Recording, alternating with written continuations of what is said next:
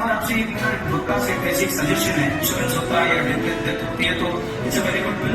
Similarly we are working on the same in Karnataka also sir. Along with that हमने cine bill लेके आए sir. सिनी workers के लिए जो भी टिकट उसके ऊपर सेस. 2 ದಿನ ಮೀಟಿಂಗ್ ಮಾಡಿದ್ವಿ.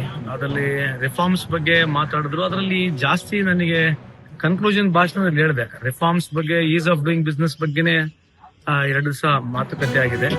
1 ದಿನ ಕಡ್ಡಾಯವಾಗಿ ಇಡೀ ದೇಶದ ಲೇಬರ್ ಆಗೋಗುಗಳು, ಲೇಬರ್ ತೊಂದರೆಗಳು, what is labour challenges, what all is going through ಅಂತ ಹೇಳಿ 1 ದಿನದನ್ನ ಸಂಪೂರ್ಣ 1 ದಿನ ಅದ್ರ ಬಗ್ಗೆನೇ ಚರ್ಚೆ ಆಗ್ಲಿ ಅಂತ ಹೇಳಿ ಮಾನ್ಯ ಸಚಿವರ ಹತ್ರ ಕೂಡ ಮನವಿ ಮಾಡ್ಕೊಂಡಿದ್ದೀನಿ.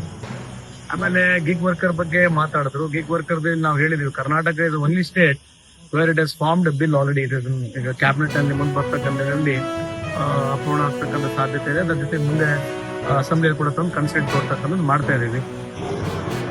ಕನ್ಸ್ಟ್ರಕ್ಷನ್ ವರ್ಕ್ ಬೋರ್ಡ್ ಬಗ್ಗೆ, ಅದ್ರ ಬಗ್ಗೆ ಯಾವ ರೀತಿಯಾದ ಪೆನ್ಷನ್ ಮಾಡಬೇಕು, ಯೂನಿವರ್ಸಲ್ ಪೆನ್ಷನ್ ಬಗ್ಗೆ ಅವ್ರು ಮಾತನಾಡಿದ್ದಾರೆ. ESI ಬಗ್ಗೆನೂ ಮಾತನಾಡಿದ್ದಾರೆ.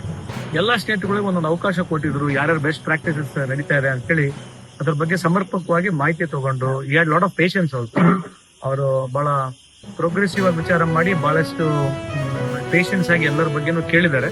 ಬಟ್ ಹಲವಾರು ಮಿಸ್ಕನ್ಸೆಪ್ಷನ್ಸ್ಗಳಿದ್ದಾವೆ. ಎವ್ರಿ ಸ್ಟೇಟ್ ಬೇರೆ ವಿಷನ್ ಇದೆ, ಎವ್ರಿ ಇಲಾಖೆಗಳದ್ದು ಅಥವಾ ನಮ್ಮ ಬೇರೆ ಬೇರೆ ರಾಜ್ಯಗಳದ್ದು ಬೇರೆ ಬೇರೆ ಅಭಿಪ್ರಾಯಗಳು ಬರ್ತದೆ. ಅದನ್ನ ಸಂಗ್ರಹಿಸ್ತಿದ್ದಾರೆ, ಈಗ ಸಂಗ್ರಹಿಸ್ತಾ ಇದ್ದಾರೆ. ಅದ್ರ ಜೊತೆಗೆ 5 ಸೆಕ್ರೆಟರಿಗಳು ಸೇರಿ ಒಂದು ಕಮಿಟಿಯನ್ನು ಕಾನ್ಸ್ಟಿಟ್ಯೂಟ್ ಮಾಡಿ ಎಲ್ಲ ರಾಜ್ಯಗಳಿಗೆ ಕಳಿಸ್ತಕ್ಕಂಥ ಒಂದು ಪ್ರಯತ್ನ ಮಾಡ್ತಾ ಇದ್ದಾರೆ. ಇನ್ ಪ್ರಿನ್ಸಿಪಲಿ ಸ್ವಾಗತ ಮಾಡ್ತಕ್ಕಂಥದ್ದು. ಆದ್ರೆ ಇನ್ನ ಬಹಳ ಡೀಟೇಲ್ ಆಗಿ ಹೋಗ್ಬೇಕು, ಡೀಪರ್ ಆಗಿ ಹೋಗ್ಬೇಕು. ಅವರನ್ನ ಹೇಳಿದ್ದಾರೆ.